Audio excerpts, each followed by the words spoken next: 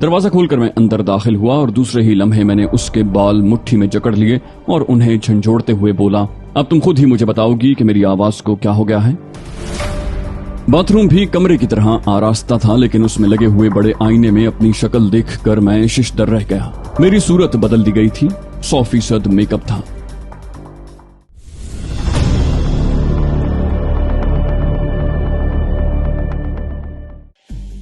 मुझे होश आया। इस बार भी मैं किसी कमरे में बंद था।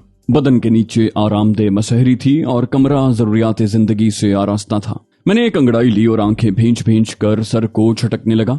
चंद लम्हों के बाद कैफियत बहाल हो गई। चुनाचे मैं उठकर बैठ गया। दिमाग अभी पूरी तरह दुरुस्त नहीं था, लेकिन गुजरी हुई कहानियां याद आ गईं और मैं गहरी गहरी सांसें लेने लगा। तवील चक्कर था, कोई बात समझ में नहीं आती थी। आखिर ये लोग क्या चाहते हैं? अगर बात सिर्फ डैनी मार्श की थी तो उसके लिए फिराना से ज्यादा मुनासिब कोई नहीं हो सकता। मुमकिन है फिराना उनके काबू में न आई हो, लेकिन इस सिलसिले में तो कोई सवाल नहीं किया गया था। ऐसा क्यों? देर तक मैं इन ख्यालात में डूबा रहा, फिर अपनी जगह से उठकर दरवाजे की तरफ बढ़ गया। दफतन शदीद भूख का एहसास हुआ था। मुझे याद आया कि मैंने कुछ नहीं खाया। दरवाजे के करीब पहुंचकर मैंने जोर जोर से दरवाजा पीटा, फिर उसे खोलने की कोशिश की और दरवाजा खुल गया। बाहर एक खौफजदा सा शख्स खड़ा हुआ था और शक्ल सूरत से लबनानी महसूस होता था। उसने खौफजदा आवाज में कहा, यस सर, मैं यही मौजूद था। मैंने गुर्राती हुई आवाज में कहा, क्या मैं तुम्हें खा जाऊं? बोला, नहीं जनाब, नाश्ता हाजिर है। मैंने फाड़ खाने वाले अंदाज में कहा, कहाँ हाजिर है? उसने कहा, नाश्ते के कमरे में तशरीफ ले चलिए। मैंने कहा, चलो, और वो खौफजदा सा आगे बढ़ गया। बाहर निकलकर मुझे एक और एहसास हुआ। सुबह का वक्त था, गोया फिर एक रात गुजर गई। लानत है उन लोगों पर, कमबख्तों ने एक दिन और 2 रात भूखा रखा था। मुंह हाथ धोने का भी ख्याल नहीं आया। मैं नाश्ते के कमरे में दाखिल होकर उन फलों पर टूट पड़ा जो मेज पर रखे हुए थे। अभी चंद ही फल खाए थे कि उम्दा किस्म का नाश्ता सामने आ गया। मुलाजिम ट्रॉली पर ये नाश्ता लेकर आ रहा था। मैं सब कुछ भूलकर उन चीजों पर टूट पड़ा और लबनानी मुलाजिम एक कोने में खड़ा मुझे घूरता रहा। फिर नाश्ते से फारिग होकर मैंने चाय की तरफ तवज्जो दी। चाय की दूसरी प्याली पी रहा था कि एक लड़की मुस्कुराती हुई कमरे में दाखिल हुई। उसने ताज्जुब से कहा, जाग गए तुम? आजकल उसकी मुस्कुराहट काफूर हो गई। ये क्या? उसने ताज्जुब से कहा। मैं हाथ उठाकर बोला, फालतू बातें नहीं, नाश्ता करने दो। बोली, अरे तुम हो किस हुलिये में? ना लिबास तब्दील किया, ना बाथरूम गए, बाल भी बिखरे हुए हैं और तुम नाश्ता कर रहे हो। मैंने कहा, पेट भरना इन तमाम बातों से जरूरी है, समझी तुम? और तुम लोगों ने मुझे 36 घंटे के बाद खाना दिया है, ये तुम्हारी शराफत है। वो हैरत से बोली, 36 घंटों के बाद? मैंने कहा, एक्टिंग नहीं चलेगी मिस। मैंने चाय का आखिरी घूंट भी हलक में उंडेल दिया। वो खामोशी से मुझे घूरती रही, फिर बड़बड़ाने के अंदाज में बोली, मिस माइकल, तुम खैरियत से तो हो ना? मैंने कहा, मैं नाश्ता कर चुका हूँ और अब मेरे अंदर मिजाह की हिस्स भी जाग उठी है। वो बोली, अरे तुम्हारी आवाज को क्या हो गया है? मैंने कहा, मेरे साथ चलो, अपनी आवाज और अंदाज के बारे में सब कुछ बता दूंगा। वो मेरे साथ घिसटने किसी कैफियत में बाहर निकल आई। वो कमरा ज्यादा दूर नहीं था जहां से निकलकर मैं यहाँ तक आया था। दरवाजा खोलकर मैं अंदर दाखिल हुआ और दूसरे ही लम्हे मैंने उसके बाल मुट्ठी में जकड़ लिए और उन्हें झंझोड़ते हुए बोला, अब तुम खुद ही मुझे बताओगी कि मेरी आवाज को क्या हो गया है? मैंने डरावनी आवाज में कहा और लड़की के हलक से एक कर्बनाक चीख निकली। वो मुतवहुश निगाहों से मुझे देख रही थी। उसके रेशमी बाल मेरी मुट्ठी में जकड़े हुए थे और उसकी आंखों में नमी आ गई थी। फिर उसने लरसती हुई आवाज में कहा, माइकल, क्या हो गया है तुम्हें? मैंने कहा, आवाज बदल गई है मेरी, अंदाज भी बदल गए हैं। तुम्हें मेरा ये अंदाज पसंद नहीं आया। उसने कहा, बाल तो छोड़ो मेरे, सब टूट जाएंगे। वहशी जाहिल कहीं के। आंसू अब उसके गालों पर बहने लगे थे। मैंने कहा, एक शर्त पर कि तुम मुझे सब कुछ बताओगी, वरना उस वक्त तक जब तक ये ड्रामा करने वाले यहाँ होंगे मैं तुम्हें मौत की नींद सुला चुका हूँगा। उसने गुर्राने के अंदाज में कहा, तुम शायद पागल हो गए हो। लानत है तुम पर, मुझे नहीं मालूम था कि तुम इस कदर वैशी हो। छोड़ो मेरे बाल, मैं कहती हूँ छोड़ो। उसने गुर्राने के अंदाज में कहा और सर को जोर से झटका। उसके सर के बहुत से बाल टूट गए थे। उसने दूसरा झटका दिया, छोड़ो मुझे, वैशी जानवर, छोड़ दो, मुझे तुमसे नफरत है। उस पर भी जुनून तारी हो गया था। वो मेरे पेट में घूंसे मारने लगी और मैंने हंसते हुए उसके बाल छोड़ दिए। बोली, अपनी दानिश में तुमने मजाक किया है मुझसे, लेकिन तुम नहीं जानते कि इस मजाक के नतायज क्या होंगे। वो दरवाजे की तरफ मुड़ी। मैंने कहा, मैं भी नतीजा ही चाहता हूँ, और लड़की दरवाजा खोलकर बाहर निकल गई। दरवाजा बाहर से बंद नहीं किया गया था। मैं कुछ देर तक वहीं खड़ा सोचता रहा। लड़की के अंदाज से ऐसा महसूस नहीं हो रहा था कि वो अदाकारी कर रही है। वो बज़ाहिर सही दिमाग मालूम होती थी, फिर मुझे माइकल के नाम से क्यों पुकार रही थी? इसके अलावा और कुछ नहीं सोचा जा सकता था कि वो भी उन्हीं की आलायकार है, 100% उनकी आलायकार। लेकिन उसकी अदाकारी मुझे कुछ उलझन सी महसूस होने लगी। एक बार फिर मैंने कमरे के माहौल पर निगाह दौड़ाई और फिर बाथरूम की तरफ बढ़ गया। शायद भूख के आलम में उस वक्त मैं खाने पर टूट तो पड़ा था, लेकिन तबीयत पर बोझ था जो गुस्ल से ही दूर हो सकता था। चुनाचे में सारे झगड़े भूलकर गुस्ल करने के लिए चल पड़ा। बाथरूम भी कमरे की तरह आरास्ता था, लेकिन उसमें लगे हुए बड़े आईने में अपनी शक्ल देखकर मैं शिशदर रह गया। मेरी सूरत बदल दी गई थी, 100% मेकअप था। शक्ल तो बुरी नहीं थी, लेकिन मेरी अपनी नहीं थी और लड़की बेकसूर थी। मुझे अफसोस होने लगा। बहरहाल ये उलझन दूर हो गई कि वो मुझे माइकल क्यों कह रही थी। मैंने मुख्तलिफ तरीकों से मेकअप साफ करने की कोशिश की, लेकिन कामयाबी नहीं हुई। बाकायदा मेकअप था और उसे केमिकल से ही साफ किया जा सकता था। लेकिन अब सवाल ये पैदा होता था कि असल माइकल कहाँ गया और ये मकान मेरे लिए मखदूश तो नहीं। बाहर कुछ आहट सी महसूस हुई और फिर मादूम हो गई। बाल वगैरह संवारने के बाद मैं उस कमरे में नहीं रुका और बाहर निकल आया। इमारत मेरी तवक्को के मुताबिक अजनबी थी। मैं उसमें इधर उधर भटकने लगा। फिर एक कमरे में कुछ आवाजें सुनकर मैंने दरवाजे पर दस्तक दी। अंदर से आवाज उभरी, आओ। मैं दरवाजा खोलकर अंदर दाखिल हो गया। सामने ही एक सोफे पर अधेड़ उम्र का एक शख्स नजर आ रहा था जो दिलकश शख्सियत का मालिक था। उंगलियों में सिगार दबा हुआ था जिसके सिरे से धुएं की पतली लकीर बुलंद हो रही थी। उसके सामने वही लड़की बैठी थी और उसके रुखसारों पर आंसू बह रहे थे। मुझे देखकर उसने जल्दी से आंसू खुश कर लिए। ये क्या हिमाकत है माइकल, तुमने बॉबी के साथ ये वहशियाना सलूक क्यों किया?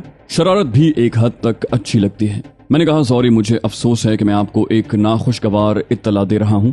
मैं माइकल नहीं हूँ। अधेड़ उम्र शख्स के हाथ में सिगार लरजने लगा। क्या मतलब? फिर उसने जल्दी से सिगार एस्ट्रे में रख दिया। तुम्हारी आवाज, माइकल, क्या तुम मुझसे भी मजाक कर सकते हो? मैंने कहा, मैं आपको हकीकत बता रहा हूँ और आप लोग उसे झुटलाने पर तुले हुए हैं। अगर इसके बाद भी आपका इसरार जारी रहा तो मैं खामोश हो जाऊंगा। मुझे हालात का जायजा लेने के लिए ये पनाहगाह कबूल करने से इनकार नहीं है, लेकिन बाद में आप मुझे धोखाधड़ी का मुजरिम करार नहीं देंगे। अधेड़ उम्र शख्स बौखलाहट में खड़ा हो गया। कौन हो तुम और यहाँ माइकल के मेकअप में क्यों हो? माइकल कहाँ है? मैंने कहा, बेशुमार सवालात मेरे जहन में भी मचल रहे हैं, लेकिन मैं आपकी तसल्ली के लिए पहले आपको अपने बारे में बता रहा हूँ। मैं किसी मुजरिमाना साजिश का शिकार होकर यहाँ पहुँचाया गया हूँ। मेरे चेहरे पर मेकअप है और मैं नहीं जानता कि मैं कहाँ हूँ। वो शख्स बोला, क्या मतलब? मैंने कहा, मेरी आंख इस कमरे में खुली है जहाँ उन साहिबा ने मुझसे मुलाकात की थी। इससे कबल मैं कहीं और था और उससे पहले बैरूत में। बूढ़े ने लरसती हुई आवाज में पूछा, क्या तुम सच कह रहे हो? मैंने कहा, अफसोस, मेरे पास इस सच का कोई सबूत नहीं। उसने बेख्तियार होकर पूछा, क्या हेनरिक से तुम्हारी कोई दुश्मनी है? अब मेरे हैरान होने की बारी थी। मैंने पूछा, आप हेनरिक को जानते हैं? वो बोला, और तुम्हें ये भी नहीं मालूम कि तुम सैनब्रे में हो? मैंने कहा, सैनब्रे? ये नाम मेरे लिए अजनबी है। बूढ़ा शदीद इस्तराब के आलम में हाथ मलने लगा। उसके होंठों से अजीब सी आवाज निकल रही थी। मैंने गौर किया तो मुझे उसके अल्फाज सुनाई दिए, लेकिन मैंने कुछ नहीं किया, कोई ऐसी हरकत नहीं की। 1 मिनट में अभी आया, तुम बैठो, बस 1 मिनट, उसने दरवाजे की तरफ देखते हुए कहा और फिर तेजी से बाहर निकल गया। मैं खामोशी के साथ एक सोफे पर बैठ गया।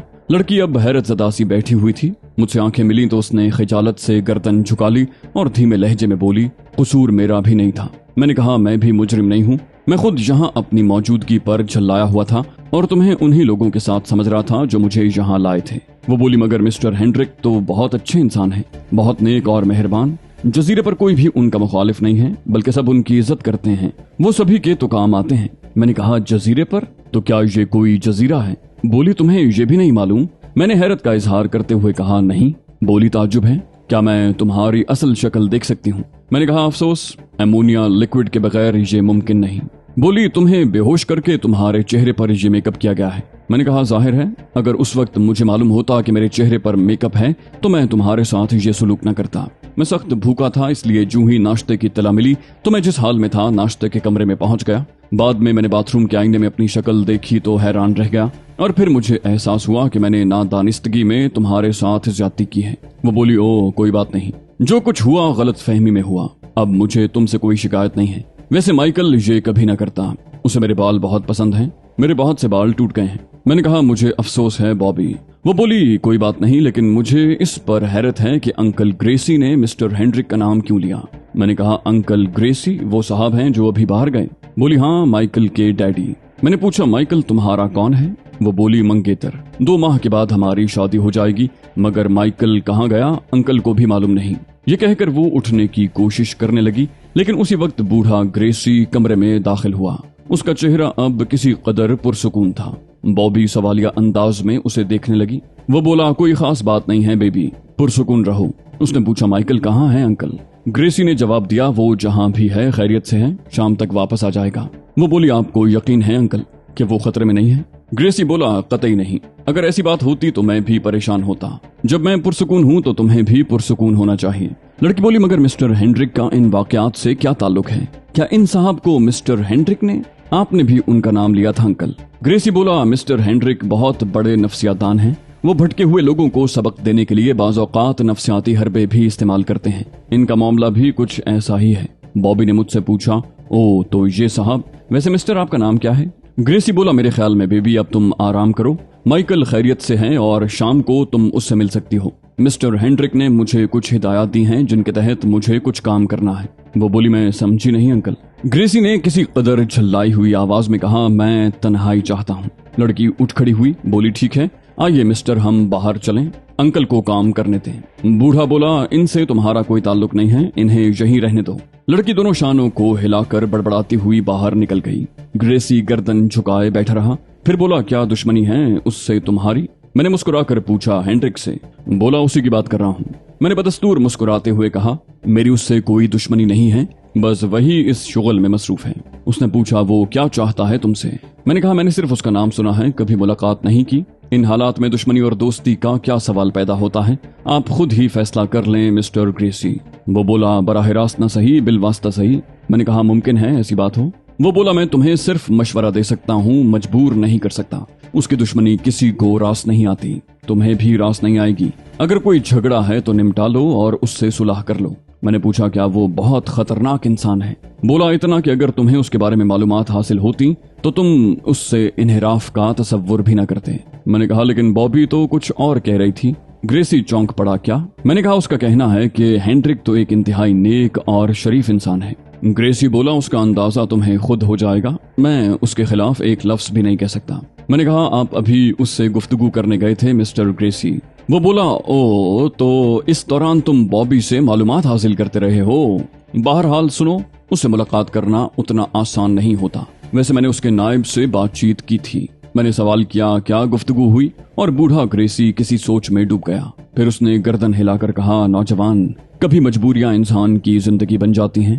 سین برے کبھی کسی دور میں آزادی کا گہوارہ تھا، یہاں کے لوگ بھی اپنی مرضی کے مالک تھے، ہر چند کے یہ جزیرہ بھی فرانس کی تحویل میں تھا، لیکن حالات اس قدر خراب نہیں تھے۔ پھر کچھ سیاسی تبدیلیاں ہوئیں اور سین برے کے برے دن آ گئے۔ ہینڈرک سے قبل گویان ایبرے اس پر مسلط تھا، ایک ظالم اور شاطر انسان جسے آخرکار چند نوجوانوں نے اپنی زندگی کی قربانی دے کر ہلاک کر دیا۔ خیال تھا کہ شاید سین برے پر کچھ تبدیلیاں ہوں، لیکن پھر ایک اور خطرناک انسان نے اسے اپنی تحویل میں لے لیا۔ یہ ہینڈرک ہے جسے تم بگلا بھگت کہہ سکتے ہو۔ سطحی ذہن کے انسان اسے فرشتہ سمجھتے ہیں، لیکن وہ اتنا شاطر ہے کہ بس یہاں کے تمام سمجھدار لوگ اس کے قبضے میں ہیں اور جذباتی احمق اس کے غلام۔ اس کا طریقہ کار گویان ایبرے سے بہت مختلف ہے۔ اس سے بڑا شیطان ہونے کے باوجود وہ لوگوں کی نگاہ میں فرشتہ صفت ہے۔ مائیکل میرا بیٹا ہے اور میں ہینڈرک کا غلام، دوسرے لاتعداد غلاموں کی مانند ہر وقت خوف و ہراس میں مبتلا رہتا ہوں۔ مائیکل کی گمشدگی اور تمہاری اس کی شکل میں یہاں موجودگی سے میں نے یہی سمجھا تھا کہ ممکن ہے یہ سزا میرے لیے ہو۔ میں نے پوچھا لیکن کیا؟ بولا ایسی کوئی بات نہیں ہے، انہوں نے مجھے اطمینان دلایا ہے۔ میں نے پوچھا میرے بارے میں کیا کہا ہے؟ بولا یہی کہ تم سے ہینڈرک کا مذاق چل رہا ہے۔ میں نے گہری سانس لی۔ او تو یہ معاملہ ہے، ٹھیک ہے، مجھے بھی یہ مذاق پسند ہے۔ گریسی بولا پھر بھی میرا یہی مشورہ ہے کہ وہ جو کچھ چاہتا ہے مان لو۔ میں نے کہا وہ میرے بارے میں غلط فہمیوں کا شکار ہے۔ گریسی نے کہا ناممکن۔ میں نے کہا یہ حقیقت ہے، میں اس سے ملاقات کرنا چاہتا ہوں، کیا تم اس سلسلے میں میری کچھ مدد کر سکتے ہو؟ وہ بولا افسوس میں اس سلسلے میں مجبور ہوں۔ میں نے کہا اس کا پتہ تو بتا سکتے ہو مجھے، یہ تو بتا سکتے ہو کہ اس سے کہاں ملاقات کی جا سکتی ہے؟ وہ بولا یہ بات تو شاید اس کے قریب ترین لوگ بھی نہ بتا سکیں، میں کیا حیثیت رکھتا ہوں؟ میں نے پوچھا میرے لیے اب کیا حکم ہے؟ گریسی بولا تمہیں تمام حقیقت معلوم ہو چکی ہے، میں نے خطرہ مول لے کر تمہیں تمام صورتحال سے آگاہ کر دیا ہے۔ इस उम्मीद पर कि तुम मेरे खिलाफ कोई बात नहीं करोगे। बाकी तुम्हारे लिए मुझे कोई हुक्म नहीं मिला है। इसका मतलब यह है कि वो सिर्फ तुम्हें यहाँ पहुंचाकर और शक्ल बदल कर हैरान करना चाहते थे। तुम कहीं जाना चाहते हो तो जा सकते हो। मैंने गहरी सांस लेकर कहा, वाकई इससे ज्यादा ये शख्स क्या कर सकता था। वो खुद परेशान था, इसलिए उसे मजीद परेशान करने से कोई फायदा नहीं था। मैं अपनी जगह से उठ गया। मैंने कहा, बहरहाल तुम्हारा बहुत बहुत शुक्रिया मिस्टर ग्रेसी, मेरी वजह से तुम्हें परेशानी हुई। वो बोला, काश मैं तुम्हारी कोई मदद कर सकता। मैंने कहा, शुक्रिया, अगर थोड़ी सी मालूमात फराहम हो जाती तो शायद मेरा कोई काम बन सकता। ग्रेसी ने पूछा, कैसी मालूमात? मैंने कहा, सैनबरे की आबादी कितनी है? बोला, तकरीबन 20,000। मैंने पूछा, लोगों का जरिया माश? बोला, खेती बाड़ी और कारोबार। मैंने पूछा, करीब तरीन शहर कौन सा है? वो बोला, बैरूत। मैंने पूछा, वहां तक पहुंचने के जराए? वो बोला, कुछ नहीं। हेनरिक की लॉन्चें चलती हैं, हफ्ते में 2 बार उन्हीं के जरिए आमदोरफ्त होती है। उसकी इजाजत के बगैर कोई शख्स भी जजीरे से बाहर नहीं जा सकता। मैंने पूछा, नस्लन वो किस कौम से ताल्लुक रखता है?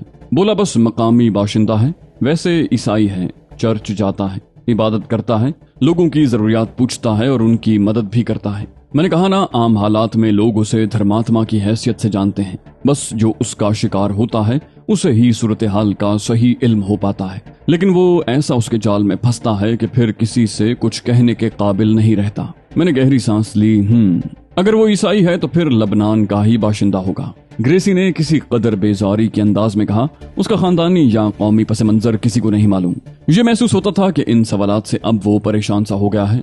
मैंने भी उसे मजीद परेशान करना मुनासिब न समझा और दरवाजे की तरफ बढ़ते हुए बोला, बहुत बहुत शुक्रिया मिस्टर ग्रेसी, आप बिल्कुल मुतमईन रहें। अगर कभी मैं हेनरिक की गिरफ्त में आ गया तो किसी भी मसले में आपका नाम नहीं लूंगा। ग्रेसी ने इस बात का कोई जवाब नहीं दिया और मैं दरवाजे से बाहर निकल आया। मुझे बाहर जाने की इजाजत थी। हालांकि मुझे दरवाजे का पता नहीं था, लेकिन उसे तलाश कर लेना भी मुश्किल साबित नहीं हुआ और मैं उस इमारत से बाहर निकल आया। बाहर का मंजर मेरे लिए कुछ अजीब सा था। चारों तरफ ऊंची नीची चट्टानें बिखरी हुई थी, कहीं कहीं बदनुमा तर्ज की इमारतें भी नजर आ जाती थीं। मैं उन चट्टानों की आड़ में चलता रहा और फिर मुझे एक सड़क नजर आ गई। न जाने ये सड़क कहां से आती थी और किधर जाती थी। वैसे ये सब कुछ मेरे लिए बेकार था। अब ये बात वाज़े हो चुकी थी कि मैं एक जजीरे पर हूँ। जजीरे से बाहर निकलने के लिए समंदर उबूर करना होता है और समंदर पर हेनरिक की हुक्मरानी है। हेनरिक की शख्सियत मेरे लिए वाकई पुरस्कार बन गई थी।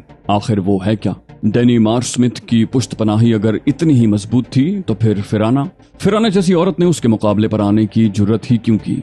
आखिर फिराना को भी उसके बारे में थोड़ी बहुत मालूमात तो जरूर रही होंगी। तंजीम फिराना के बारे में मशकूक थी कि मामला सिर्फ स्मगलिंग तक महदूद नहीं, उससे आगे भी कोई बात है। कोई न कोई गिराह कहीं न कहीं जरूर थी जहां अभी तक मेरा जहन नहीं पहुंच सका था। मैं अगर कोशिश करता तो किसी सुनसान साहिल से समंदर में भी उतर सकता था, लेकिन ये खासा मुश्किल काम था। जिंदगी की बाजी तो खैर कहीं और किसी भी जगह खेली जा सकती थी, मगर इस सूरत में कि उसका कोई खास मकसद बरामद हो जाए। पानी में कितनी दूर तक जाया जा सकता था? बिलाखिर कहीं न कहीं शिकस्त तस्लीम करना पड़ती और फिर ये भी तय नहीं किया जा सकता था कि किसी मुनासिब जगह तक पहुंचने के लिए कितना फासला तय करना होगा। ये अहमकाना ख्याल था जिसे मैंने जहन से झटक दिया। फिर मैं सोचने लगा कि अगर किसी तरह हेनरिक तक रसाई हो जाए तो उसे भी शीशे में उतारने की कोशिश करूं। डैनी मार्श के सिलसिले में उसे बता दूं कि मैं उसके बारे में कुछ नहीं जानता। उसे सिर्फ मार्सिया ने गायब किया है, लेकिन वही बात सामने आ जाती थी कि तंजीम ने मुझे मार्सिया के पीछे लगाया था, हेनरिक के ताकुब में नहीं। या फिर ये भी हो सकता है कि तंजीम के लोग हेनरिक के बारे में सही मालूमात न रखते हों। मुमकिन है हेनरिक मार्सिया या फिराना से भी ज्यादा खतरनाक शख्सियत हो। मैंने हर तरफ जहन दौड़ाया, लेकिन कोई ऐसा नुक्ता सामने ना आ सका जिसे सामने रखकर मैं कोई मंसूबा तरतीब दे सकता। अब सिवाय इसके कोई काम नहीं रह गया था कि मैं जजीरे पर आवारा गर्दी करता रहूं और उन लोगों के शिकंजे में आकर निकलने की कोशिश करता रहूं। वैसे उन लोगों का तरीक़ाकार भी अजीब था। वो शायद मुझे ज़हनी तौर पर उलझाने के लिए ये हरकतें कर रहे थे, वरना उनके कब्जे में आकर निकलना क्या मानी रखता है। इसका मकसद है कि मेरी ये आज़ादी भी उनकी नज़रों से पोशीदा नहीं और किसी भी जरिए से सही मेरी हर हरकत को देखा जा रहा होगा। ऐसे हालात में एहतियाती तदाबीर अहमकाना ही हो सकती थी। मुझे लाजिम था कि मैं अपने तौर पर कोई इक़दाम न करूं उस वक्त तक जब तक कि कोई मुनासिब रास्ता सामने न आ जाए। मेरे साथ उस जजीरे पर जो कुछ भी पेश आए उसे अपनाऊं और उनकी मर्जी के मुताबिक अमल करता रहूं, यहाँ तक कि वो मुझे एक बेज़रर चीज समझ लें। एक ख्याल मेरे जहन में ये भी था कि मुमकिन है इस तरह वो मुझे जिच करके डैनी मार्श का पता पूछना चाहें। मसला बस यही था कि मैं डैनी मार्श के सिलसिले में फिराना के पोल खोल दूं या नहीं। वैसे फिराना कम वक्त न जाने कहाँ गायब हो गई थी। मुझे उस औरत से जर्रा बराबर दिलचस्पी नहीं थी। मैं तो बस तंजीम के मकासद की तकमील के लिए ये सब कुछ कर रहा था। बाहर सूरत मैं इन्हीं ख्यालात में उलझा हुआ उस सड़क पर आगे बढ़ता रहा। तो दोस्तों, ये थी हमारी आज की एपिसोड। उम्मीद करते हैं आपको हमारी कहानी पसंद आई होगी। जाने से पहले इस वीडियो को लाइक कीजिए और शेयर करना मत भूलिए। कमेंट करके हमें बताइए कि आपको हमारी वीडियो कैसी लगी। और अगर अभी तक आपने इस चैनल को सब्सक्राइब नहीं किया तो इसे सब्सक्राइब कीजिए और बेल आइकन दबाकर ऑल नोटिफिकेशंस ऑन कर लीजिए।